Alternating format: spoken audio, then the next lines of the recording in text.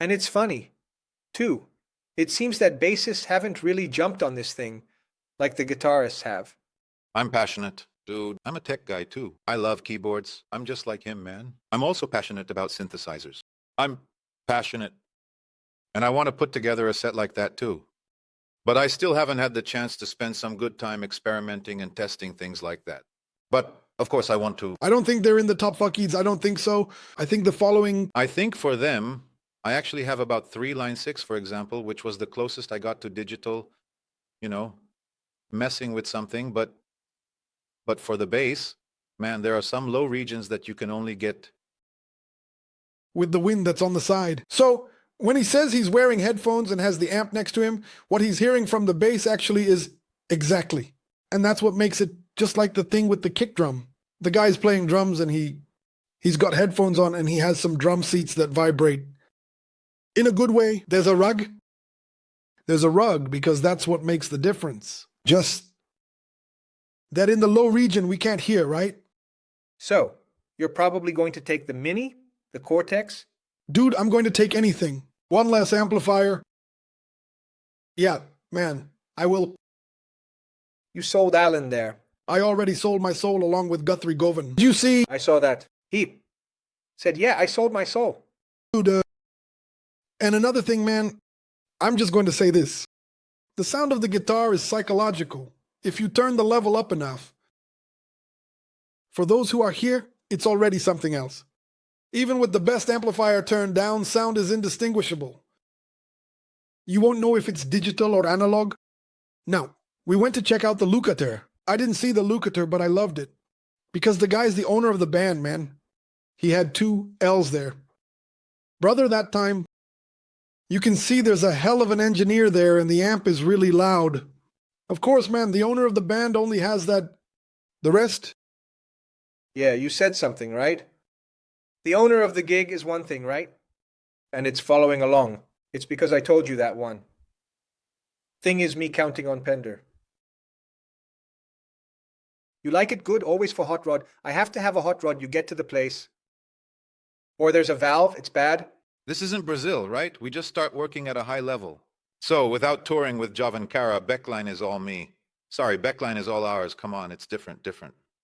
Now I have a saying. For example, I've already gotten a scolding for playing at the Blue Note, taking a selfie. The guy says, come on, man, the radio came out. What's in your selfie? You use it here and there. I'll give you one, but I'm using the string. Dictor, which is yours. I'm using the Lakeland, which is yours. I'm using the Tony hammer on my pedal, which is yours. I'm using a bunch of stuff that's yours. And inevitably, that day is going to happen. DR, that's yours. I'm using Lakeland. That's yours. I'm using Tony hammer on my pedal. That's yours. I'm using a lot of stuff. That's yours. And inevitably, that day is going to happen.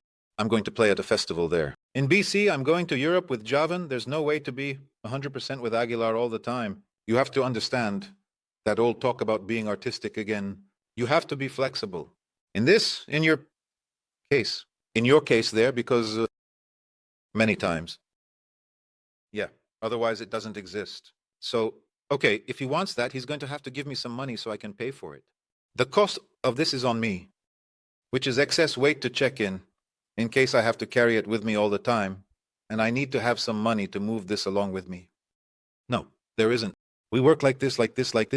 So, we're going to have to swallow it from certain places and not have it. In this case, having digital equipment like that just ends, right? For me, it's all nonsense. What matters is the music. Really, no one is going to know if it's digital or analog when it comes to the amplifier. That's nonsense, and even more so now. Did you see the Edge's musical gear at Sphere? I'm to send you... I only caught the start. The guy opens up like this saying he's not using the amplifier, right?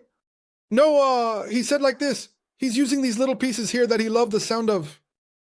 Just use the universal audio. He says guitar sound, not that nonsense. The guitar sound gets stiff with the microphone. Having the amplifier next to you is different. After you put the microphone, the sound gets stiff. Those who understand, who do this every day, know having the amplifier next to you blowing. Look at this crazy thing too. You put the microphone. Did you go behind the speakers? You don't know. You play. You don't know.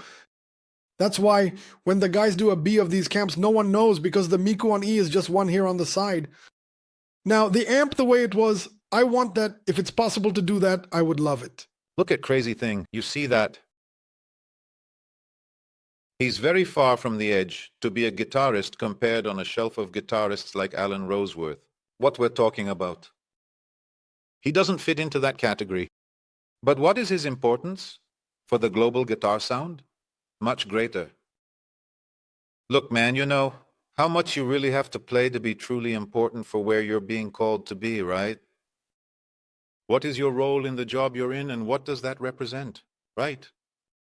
That's something I've always said, also, especially related to national products, right? That there is one, you play with a national instrument, right? Man, there was a time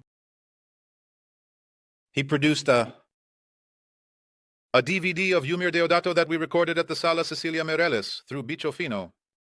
I used the Meteoro, man. A kickback from Meteoro. It's there, recorded. Did it turn out good? Good? No, don't joke. Turned out good. Turned out good. And by the way, at that time, I only used national instruments. I was with Zaganin, made entirely here with strings, Santo Angelo SG, and Meteoro. I was 100% Brazilian industry. And I'm really proud of that. He knew. I don't remember. He is a competitor who told me, and I produced the album. The album is really good. Why does music matter? Guys, it's not the guy who spends too much time on this is because he's not focusing on the music. And that's what I wanted to talk about too. Because nowadays, national products have a much more advanced know-how than what we had back in the 70s.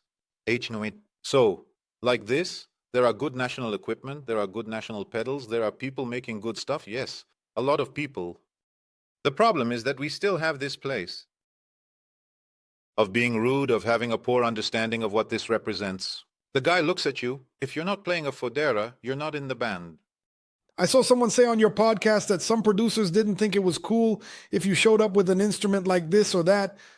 It wasn't that good producer who took that attitude. That's very gospel-like singer. Because that comes from a need. The sertanejo too, São Paulo has a bit of that. The countryside. I think a lot of it comes from a need. It's the guy who wants to be on stage. Obviously, there's a side to the quality of the instrument, of the brand. But there's also a lot of him feeling guaranteed, right? No, man, this right here is guaranteed to sound good. No, I'm talking about when the other one doesn't have, I don't know how many guitars. No.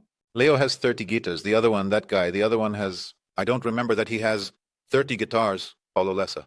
Your mom. For him, the Fabuleta has, I don't know how many basses the other one has. I don't know how many basses you have, Marcel. I have 3, a Fred 341. Yeah, but you're a minimalist in that sense. And another thing that's important, you just mentioned, the bassist doesn't care about that. But guitarists, you know, we're somewhat childish. I think we guitarists are like 5th graders. Let me say something so there's no misunderstanding. One thing is needing to have a mandolin, a cavaquinho, a steel string guitar, an acoustic guitar. We have 5 layers. So that's it. I would never have 4 or 5 identical instruments. No, man, my guitar friends. They're at the same 5th grade level as I am, the vast majority of students. And it's because we have fun with it. But for real, you're the craziest of them all. For effects, you're absolutely the craziest. Actually, here's the thing. For me, they're tools. He can't see even a little bit. A little bit. So that's it. That's what he tells his wife. This here is a tool, love, she already understands. But it really is a tool. I know it's a tool. I do the same thing with that. Everything, there's now a setup more like this, another one like that, another one for the speaker.